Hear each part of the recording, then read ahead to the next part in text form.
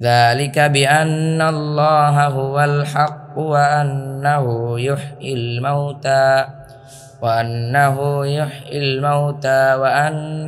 على كل شيء قدير। এটি এজন্য যে আল্লাহই সত্য এবং তিনিই মৃতকে জীবন দান করেন এবং তিনিই সবকিছুর উপর ক্ষমতাবান। وأن الساعة آتية لا ريب فيها وأن الله يبعث من في القبور। কিয়ামত আসবেই, এতে কোনো সন্দেহ নেই, এবং কবরে যারা আছে নিশ্চয়ই আল্লাহ তাদের পুনরুত্থিত করবেন। ومن الناس من يجادل في الله بغير علم ولا هدى ولا كتاب منير।